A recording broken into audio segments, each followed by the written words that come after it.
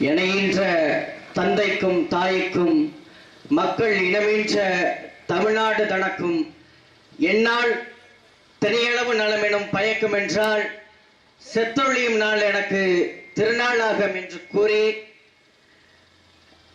தரணி நாளை அழியும் எனால் தமிழ் நாளையில் அழியும் என்றால் இன்றே தரணியை அழித்து விடலாம் என்றும் எங்களது தாய்மொழிக்காக எங்கள் உயிரையும் தியாகம் செய்வோம் என்றும் கூறி இங்கு கூடியிருக்கின்ற எனது உயிர் அண்ணன்மார்களான பொறுப்பாளர்களுக்கும் பொதுமக்களுக்கும் எனது மாலை நேரத்து வணக்கம். நம்மளுடைய பாட்டன் பாரதி குறிப்பிடுகிறார், ஆன்ற மொழிகளின் உள்ளே உயர் ஆரியத்திற்கு நிகழ வாழ்ந்தேன் என்கின்றார். தாய்மொழிக்கெல்லாம் தாய்மொழி தமிழ் என்கின்றார். அதுல ஒரு வரி சொல்றாரு பாருங்க, ஆன்ற மொழிகளின் உள்ளே உயர் ஆரியத்திற்கு நிகரென வாழ்ந்தேன் அப்படிங்கிறாரு. ஆரியர்களுடைய மொழி என்ன? சமஸ்கிருதம். இங்கெல்லாம் சொல்லிட்டு இருக்காங்க சமஸ்கிருதம் தான் உலகிலேயே பழமையான மொழி, இந்தியாவிலேயே பழமையான மொழி, அதனால நாங்க சமஸ்கிருதத்துல மந்திரம் சொல்றோங்கிறாரு. பாரதி சொல்றாரு அது சமஸ்கிருதத்துக்கு நிகரென வாழ்ந்தேன்கிறார். சமஸ்கிருதத்தை விட நிகரா இருந்ததான் தமிழ் மொழி. ஆனா இன்னைக்கு இந்த தமிழ் மொழியில் தமிழ்நாட்டில் தமிழ் கோவில்களில் தமிழ் மொழியில் குடமுழக்கு நடைபெறுகிறதா என்று கேட்டால் கிடையாது. கிட்டத்தட்ட உலகிலே பழமையான மொழின்னு சொல்லி நம்ம மேல ஒரு போலியை பரப்பிட்டு இருக்காங்க. இன்னொன்னு சொல்றாரு பாரதிக்கு கிட்டத்தட்ட 12 மொழிகள் தெரியும். சமஸ்கிருதம், பிரெஞ்சு, இங்கிலீஷ், தமிழ் உட்பட 12 மொழிகள் தெரியும். 12 மொழிகளிலும் கதை, இலக்கியம், கவிதை எல்லா ஆற்றல்களும் கற்று துறைந்தவர் பாரதி. அந்த பாரதி சொல்றாரு, யாமறிந்த மொழிகளிலே தமிழ் மொழி போல் இனிதாவது எங்கும் காணும் என்கின்றார். தமிழ் மொழி போல நான் 12 மொழி படிச்சிருக்கேன்டா, தமிழ் மொழி போல நான் எங்கேயுமே பார்த்தலண்டாங்கிறாரு. இன்னொன்னு சொல்றாரு, யாமறிந்த புலவரிலே வள்ளுவனை போல், இளங்கோவனை போல், கம்பனை போல் பூமிதனில் யாங்கெனும் கண்டதில்லை, உண்மை வெறும் புகழ்ச்சியில் என்கின்றாரு. இது உண்மைடா, வெறும் புகழ்ச்சி இல்லை, நான் புகழ்ச்சிக்காக சொல்லலங்கிறாரு பாரதி. அப்படியாப்பட்ட ஒரு பாரதி சொல்றாரு. அண்ணல் அம்பேத்கர் குறிப்பிடுகிறார், 50,000க்கும் மேற்பட்ட புத்தகங்களை படித்த அண்ணல் அம்பேத்கர் சொல்றாரு, இந்த இந்தியாவை யாரும் சொந்தம் கொண்டாட முடியாது. அப்படி இந்தியாவை சொந்தம் கொண்டாட வேண்டும் என்றால் இந்த உலகம் முழுக்க, மன்னிக்கவும், இந்தியா முழுக்க பரவி வாழ்ந்த நாகர்கள் ஆகிய தமிழர்களே இந்திய பெருநிலத்தை சொந்தம் கொண்டாட முடியுங்கிறார். சீவக சிந்தாமணி, சிலப்பதிகாரம், மணிமேகலை போன்றவற்றின் அருச்சுவையும் பொருச்சுவையும் ஒவ்வொரு தமிழனும் நினைத்து நினைத்து பெருமை கொள்ள வேண்டும். நிரம்பி வழியும், தேவாரம், திருவாசகம் போன்ற பக்தி பாடல்களின் அருச்சுவையும் பொருச்சுவையும் ஒவ்வொரு தமிழர்களும் நினைத்து நினைத்து பெருமை கொள்ள வேண்டும். ஒவ்வொரு தமிழ் கோவிலுடைய பண்பாட்டினையும் சிற்ப கலைகளையும் ஒவ்வொரு தமிழனும் நினைத்து நினைத்து பெருமிதம் கொள்ள வேண்டும். ஆனால் நாம் இன்றைக்கு பெருமை கொண்டிருக்கிறோமா என்று கேட்டால் கிடையாது. நாம் ஒரு நாளைக்கு 500க்கும் மேற்பட்ட சொற்களில் தமிழ் மொழியோடு கலந்து பேசிக் கொண்டிருக்கின்றோம். பிற மொழியில் உள்ள தமிழ் மொழி சொற்களை நாம் நீக்கிவிட்டோம் என்றால் பிற மொழிகள் அழிந்துவிடும். தமிழ் மொழியில் உள்ள பிறமொழி சொற்களை நீக்கிவிட்டோம் என்றால் நமது தமிழ் தான் இன்னும் வீறு கொண்டு வளர்வாள். இதுதான் உண்மை. இதற்கு முன்னாடி எங்கும் தமிழ், எதிலும் தமிழாக இருந்தது.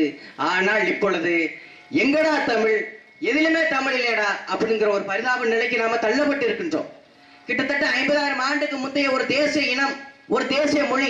அமெரிக்க ஆய்வறிஞர் அலெக்ஸ் கோலியல் குறிப்பிடுகிறார், உலகில் முதல் மனிதன் பேசிய மொழி தமிழ் மொழி என்கின்றார். மொழிஞர் தேவனைய பாவனார் குறிப்பிடுகின்றார், உலகில் முதல் தோன்றிய இனம் தமிழினம் என்கின்றார். அப்படியாப்பட்ட ஒரு தமிழ் இன்னைக்கு சிதைந்து அழிக்கப்பட்டு கொண்டிருக்கின்றது. பெருமக்களே, நீங்கள் இதெல்லாம் உணர வேண்டும். இன்னைக்கு எங்க பார்த்தாலும் ஆங்கிலத்துல ஒவ்வொரு கடையிலும் பெயர் பலகைகள் இருக்கு, தெலுங்குல இருக்கு.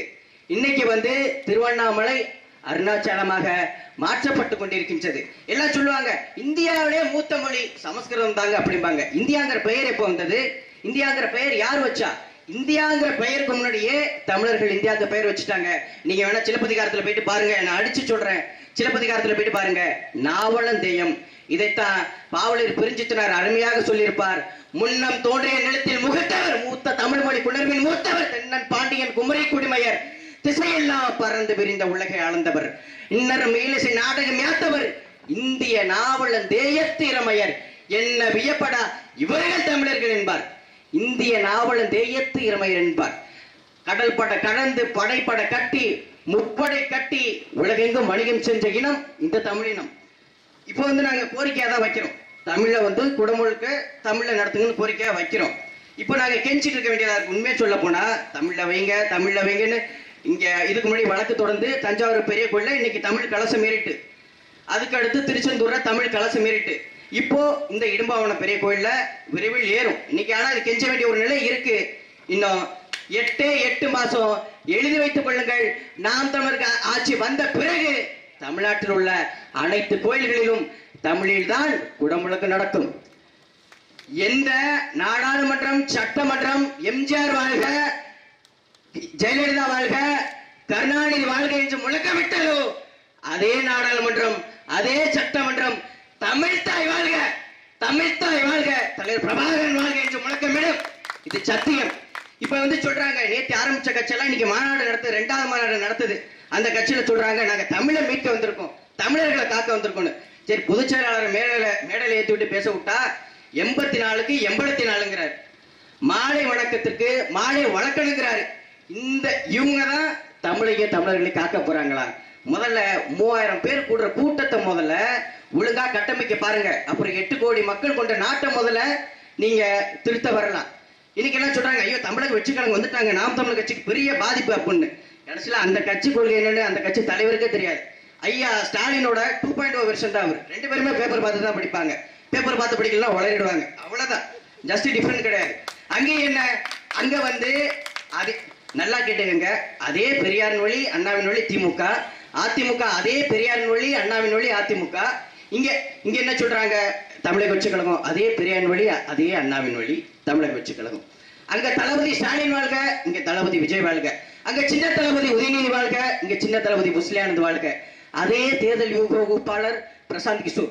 மக்களை ஆட்சி செய்வதற்கு எதற்கு 350 கோடி கொடுத்து மூளை வாங்கணும்? எங்களை மாதிரி பொதுவாக சிந்தியுங்கள். பண்பாட்டு புரட்சி அல்லாது அரசியல் புரட்சி வெல்லாது. பேரன்பு கொண்ட மக்களே, நாங்க இன்னைக்கு ஒரு கோரிக்கையா தான் வச்சிருக்கோம். கண்டிப்பா நீங்க இதை நிறைவேற்றுவீங்க.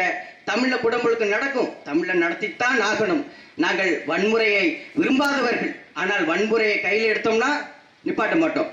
கண்டிப்பா நீங்க எங்களுடைய அன்பான வேண்டுகோளை ஏற்றுட்டு கண்டிப்பா நீங்க தமிழ்ல குடமுழுக்கு நடத்துவீர்கள் என்று நம்புறோம். நன்றி, வணக்கம். தமிழ்தாய் வாழ்க, தலைவர் பிரபாகரன் வாழ்க.